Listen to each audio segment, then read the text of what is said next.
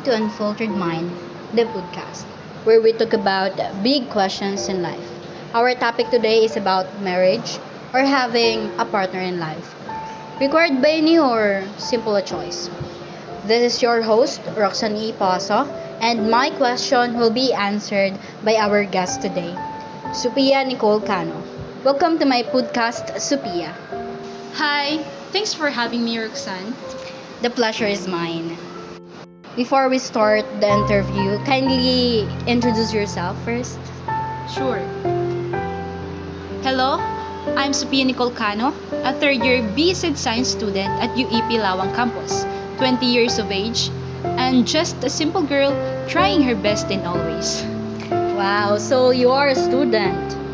Yes. So, how's ACAD's life?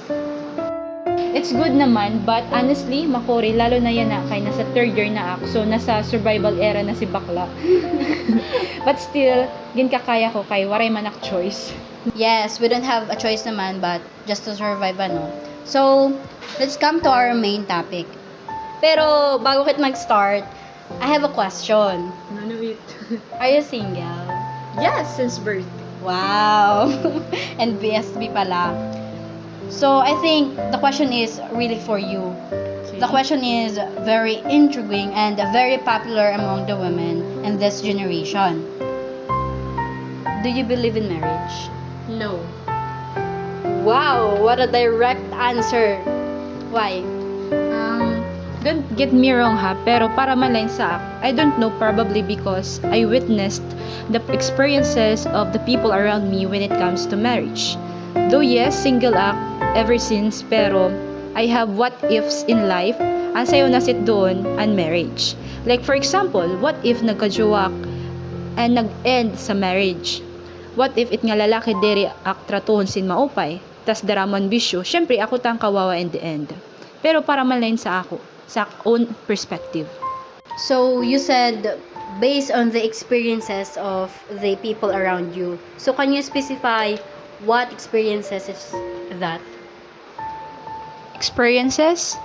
Let's say sa ako makilang ako amigo, or maybe malapit sa heart, diri ko nagme-mention, if that's okay. Go. Like halimbawa, maihan na sila like 5 years, tas nag-end ang kana relationship because the guys parang iba na hanap. Then also mag-asawa na nagluloko pa rin, or may mga bisyo. Ang sayo na nga diri kaya magbago, or bisan nanuan pagbebeg sa partner. Mga sugad-set ng mga situation and makaharadok to the point nga for me, naiisip ko nala, oh my God, no. Magnuno na laak. Magiging single na laak forever. Grabe, that's very unfortunate events. And reality talaga siya. Yes, nangyari talaga siya in reality. Yes. So, what do you think? Ini nga marriage, required ba siya or simply a choice? For me, maybe it is simply a choice. Kasi syempre, ikaw man mapili sa yung magiging imo asawaon. And of course, ikaw magpipili kung mag-asawa ka ba or diri. So, diri talaga siya required. For me, na-mention ka naman kanina nga, simply a choice siya, diri siya required. Especially kung wala ka plano talaga mag-asawa. Kasi kung sugaron ta nga required man siya, so mapipressure ka nga, hala kailangan ko mag-asawa kay anak mga amigo may na mga asawa. So diri talaga siya required. Or para sa iyo, kung sa iba required siya, pero para sa it is a simply a choice kasi syempre ikaw mapili, ikaw magde-decide kung mag-asawa ka or diri. Your life, your choice. Yes. Okay, next question. How about anak? May plan ka ba na magkayaon someday? Maybe saya na wala pa sit doon na utak talaga. Because syempre, I'm still a student. And mas priority ko anak studies and myself of course. Kung may manak plano, maybe in God's plan, saya na ito nakpaniniwala na it's better to be single than to be married with someone.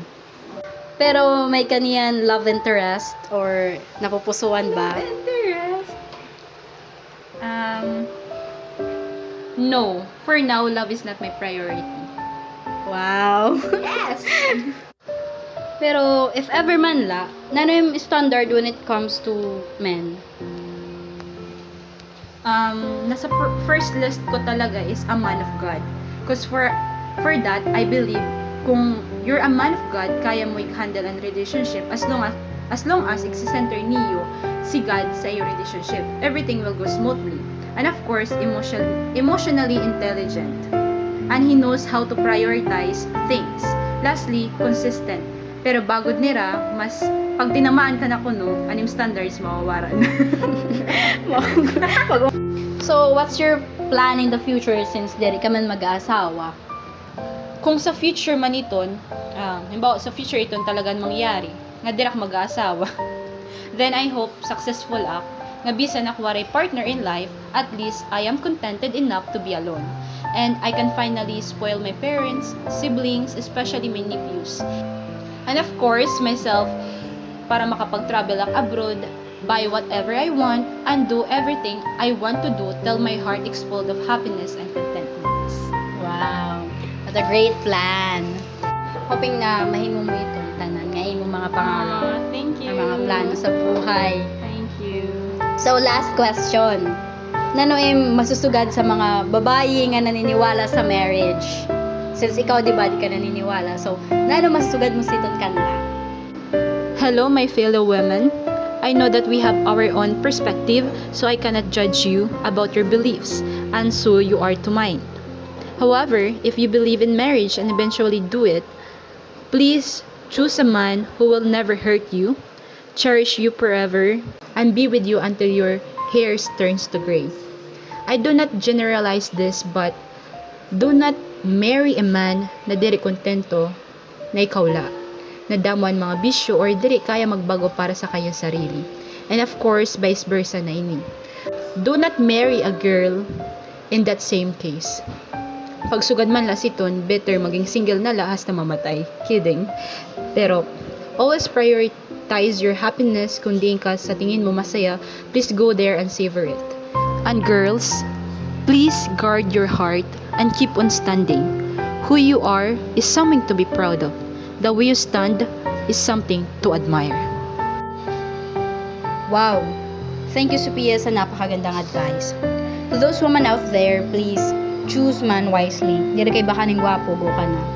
An attitude man ang kit-an, tas syempre ang capabilities and financial status ay di man liwat nakakaon ng attitude. Pero naniniwala ka man sa marriage or not, we respect you and I know that you have your own reasons. This is again your host, Roxanne Pozo, and that's all. Thank you for listening. I hope you learned something. Thank you.